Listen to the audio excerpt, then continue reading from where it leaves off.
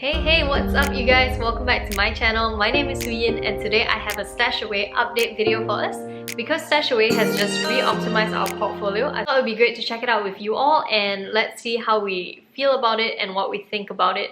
So let's jump straight in. Okay, so re-optimization, who does it affect? I believe it only affects those of us who have opted into the settings of opt-in for re-optimizations. I'll show you how to check if you are actually opted in or not via the screen here. So it is basically settings, looking at our investment preferences and seeing if we have opted in or not.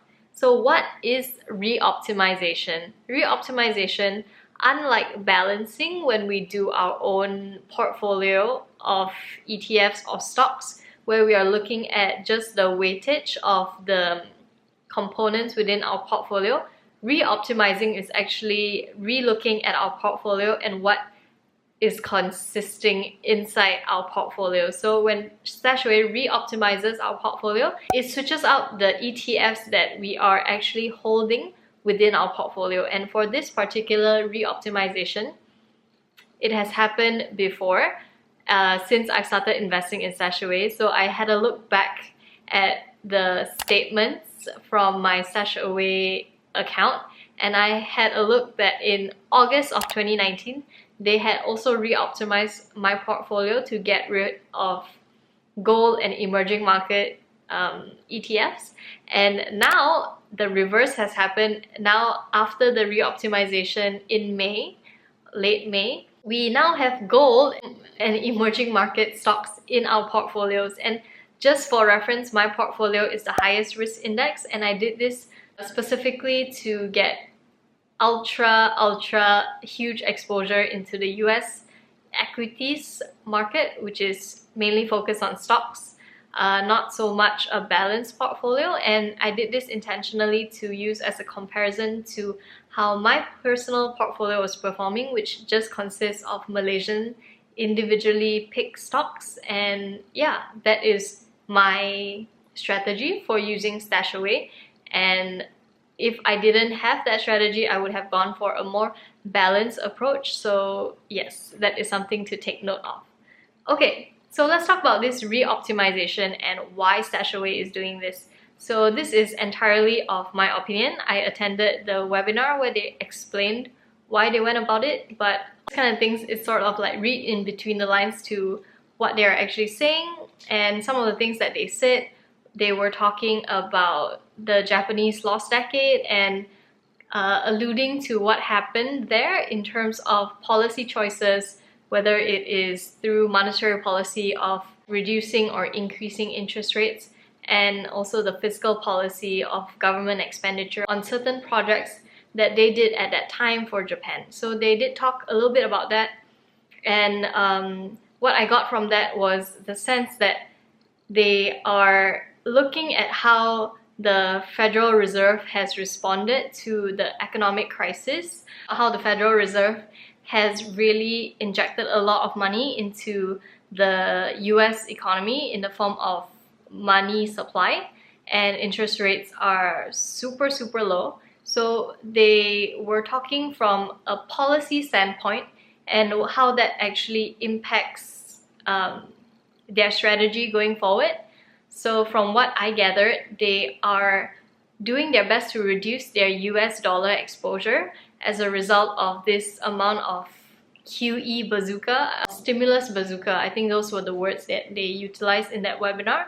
But basically for just us regular people, for countries that print a lot of money, what that does is it's increasing the money supply that is available for that currency. And in economics, everything boils down to demand and supply. So if there is a whole lot of supply of money in the economy, essentially what it's saying is that the value of that currency should technically drop. But because it's the US dollar, it has not really fallen too much in value because a lot of other countries relative to the US are also experiencing the weakening of their own currencies. So the US is always a special case because they are basically a safe haven currency that a lot of people tend to buy up when it comes to economic uncertainties, and also because they use the USD to buy petrol, is the petrodollar. So it kind of operates in very different rules to most other currencies. But I digress. StashAway is reducing its USD exposure, and as a result of that, the re-optimization came about where it has purchased gold ETF for us, even though we are in the high income portfolio, for those of you with similar portfolios to mine. And by doing this, it is reducing its risk, and this is called diversification. And so I guess for those of us who do not like to see high volatility in our portfolios, this is a good sign, because gold tends to do pretty well in times of uncertainty like this, and a lot of different countries are buying up gold right now to up their reserves and to really make sure that they are ready for what's to come, which is more uncertainty up ahead. So we have some gold in our portfolio now, almost 20%. And what else have they added in?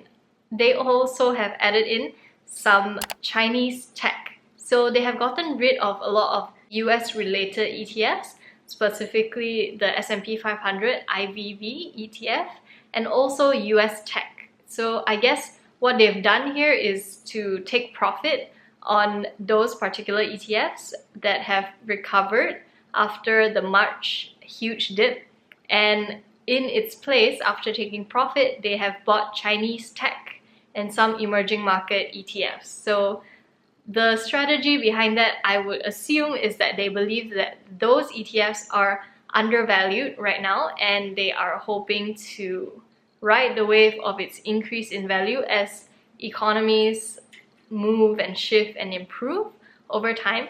Right now, my take on it is I am not so sure, because I generally like to be invested and exposed to the US market through StashAway. So this strategy of theirs in re-optimizing our portfolio to be exposed to more markets, it sits alright with me, but I am mostly very much interested in the US market, how the US market works, because they can stomach that sort of high range of volatility. So I came across this analogy the other day where it was talking about the market and its companies being like a glass of beer. So if you have ever seen this phenomenon, I think it's quite common. You have a glass and you want to pour some beer from a can or a bottle, and there is a technique where you pour and you create minimal foam in that new glass. So the actual beer itself represents the fundamentals of a company, where it's solid and it's all that good stuff of profits, operating cash flow, cash and moat and things like that. But there is the foam, and the foam represents the hype and the excitement over those stocks, where they tend to be overbought, and as a result, these companies become super expensive due to the amount of foam that has, I guess, foamed over the glass. And is that sustainable? Probably not. But that is generally how I view the US market, in the sense that there's this whole part of it that doesn't make much sense, where, you know, unemployment is really high right now and company earnings have been severely impacted, especially due to this pandemic.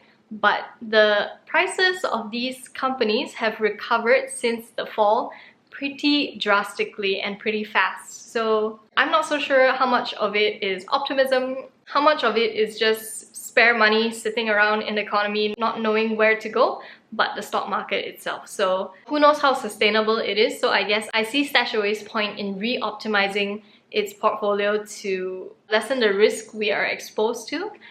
But at the same time, is it premature to take your money out of the US market? Maybe, maybe not. I am not so sure, but who can really be sure? So in that sense, yes, I am quite sad that it has rebalanced in that way, but for the sake of being able to be happy with the returns and sleep more soundly, StashAway is doing the right thing for its investors, and I will continue to put money as per usual, 258 ringgit every month. And some of you have asked me, what I've done during the dip. I put in more money during that period of time in March. I put in an additional 750 ringgit, but obviously my timing is really bad and I did not hit it. I did not manage to buy it at the lowest point, but that is the name of the game. Yeah, we cannot exactly time the market, so it is a hit or a miss, but in the end my portfolio looks like this right now. So yeah, I guess the re-optimization is working so far in the short run, and we'll see how we will move forward with this. So yeah, that's it for the video today. I hope you enjoyed it, and I will catch you in the next one. Bye!